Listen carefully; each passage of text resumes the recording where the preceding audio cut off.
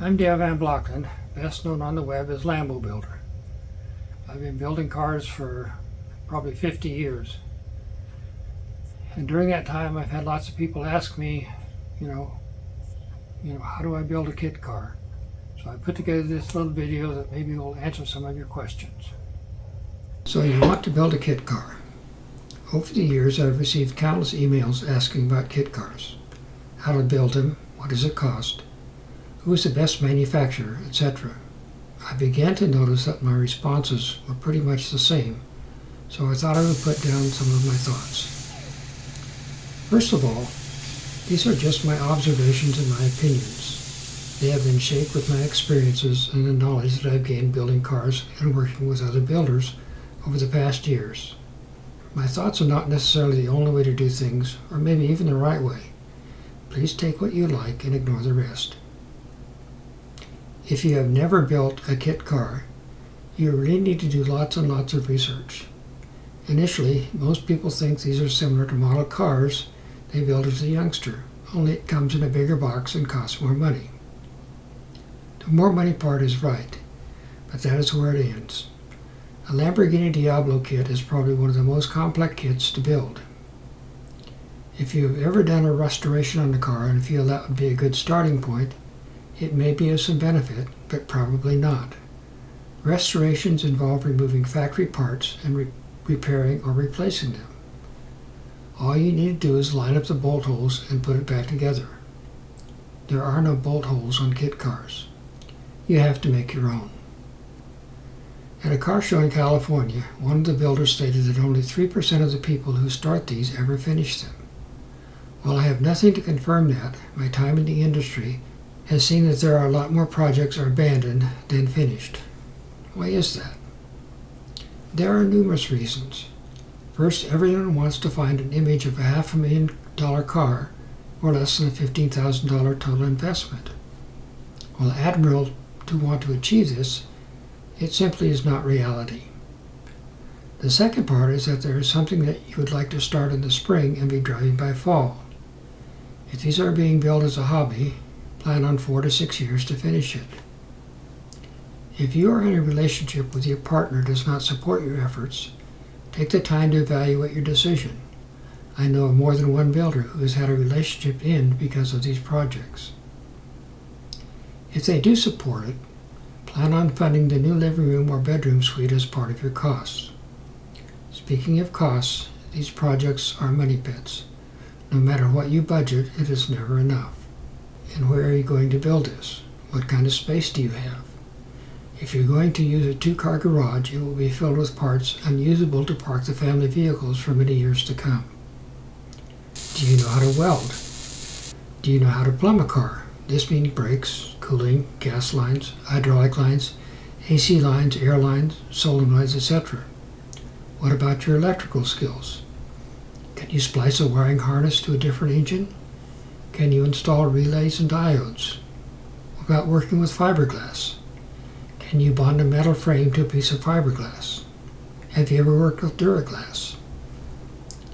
Now let's talk about engineering. Most kits come with limited instructions and you are inspired to engineer a solution. Where do you mount the air tank for your compressor? How do you put together so that it's serviceable when something breaks? Well, in this phase, you will begin to find that while you are walking through a Home Depot and spot the gutter guard, you have an epiphany that those could be used for grills on the vent openings. Next, you begin to look at third brake lights on everything that is in front of you while you're stuck in traffic. You look at a 300ZX that is coming towards you, and you try to figure out, is a small bulb on when they have the high beams on? You have to begin to look at taillights and wonder, could I mold those into the body to make something special? And let's not even think about colors. The possibilities are endless. Now, having said all that, everybody has to start somewhere. The point is that you need to set realistic expectations. Just because you don't have the skills doesn't mean you can't learn. If your budget is limited, you need to think about doing this in stages and planning it out. Unfortunately, the term kit car has been hung on these projects. This is really misleading. Normally when you buy a kit to build something, there is an assumption that it comes with all the necessary parts and complete step-by-step instructions. This is definitely not the case with these vehicles. Back to the kit concept. When you open the box from Office Depot and there's going to be a computer desk when all put together, in addition to all the parts lists, they normally give you the list of tools you'll need. You'll need lots of tools to build a car. Some of these can be expensive. Probably at the top of the list is a good welder. I use a MIG welder, as you don't have to deal with the slag found in an arc welder. I would also recommend a 220 volt version that typically will have a longer duty cycle. You'll need a good set of sockets, both standard and metric. You'll need an air compressor, especially if you're going to paint the car. Even if you don't paint it, you will have all the body work to do and the air tools will be invaluable. Then there are all the power tools, drills, 3/8 and 1/2 inch, grinders, bench and handheld, heat guns, sanders, Dremel tools, and a sawzall. Of course, the usual screwdrivers of all kinds, wrenches, files, pliers, clamps, vise, hammer, pry bar, jackstep, trouble light, etc. Then there are all the consumables like sanding pads, cut-off wheels, cans of spray paint, nuts, bolts, washers, thread lock, sandpaper, fiberglass, resin, Duraglass, Bondo, sheet metal, and other assorted tube steel. Something else you'll want to think about is what do you want the car to be. A lot of builders start out wanting this car to be as realistic as possible. Then you begin to find out things that, like the heater controls or the location of the gas cap, don't look like the picture of the real one. The important thing is this is your car. Make it what you want. This leads me to another question I get asked. What is the best engine transmission combination? I go back to this is your car. What is necessarily right for me is not necessarily right for you. I've had people saying they have to have at least a 550 to 600 horsepower, just like the real one. There are a lot of misconceptions about all Diablos or contest kits are the same. If you have purchased a used kit on eBay and want to get the glass package, the glass from one manufacturer may not fit your car. The shape of the doors, bumpers, windshields all vary from manufacturer to manufacturer. This is because some cars start off being sculpted while others were splashed from a real car. So this raises the question, what parts do I need to buy and what are the part numbers? Again, this is your car. It depends on how you're building it as to what you need. Remember, there is no one set of instructions. One of the best things that has happened in this industry is the advent of the internet. Not only can you Google heat shields, but you can also do research and join a builders forum or join a Facebook group for builders. Lamboclone is a forum where you can post pictures and get feedback from lots of fellow builders. If you are new to either the forum, please start off by using the search tool and reviewing the build diary. Okay, we've talked about all the obstacles you have to overcome, the skills that are needed to build a car, and now the question is, where do I find a kit? There's lots of kits you'll find on eBay. There's some on some of the Facebook groups. Some of the forums will all have listings for cars for sale. But I want to remind everybody that before you ever put any money down, be sure and visit the person or the manufacturer in person. Always, always, always do that. I get a lot of inquiries if I can build a car for them. I'm retired and no longer building cars for customers. My personal build is an Aventador that I'm working on as my time permits. My first build was a Sterling based on a VW chassis. I graduated to a Bradley GT2, also on a VW donor. This was the most complete kit I ever built. It had a detailed instruction manual with all boxes and parts labeled, easy to find what needed to be done for the next step in the assembly. My first Lamborghini was a Diablo Roadster from a company called IFG.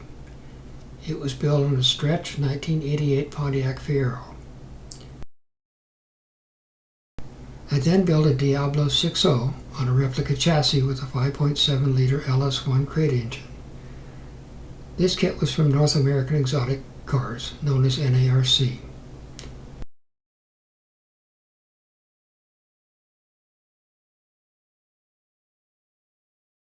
I finished an NARC SVD envelope for a customer.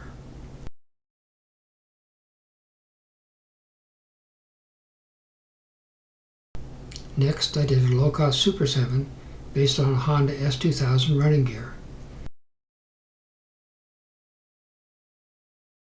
And my current project is a Duraflex Aventador on a heavily modified NARC chassis with a Corvette LS1 engine.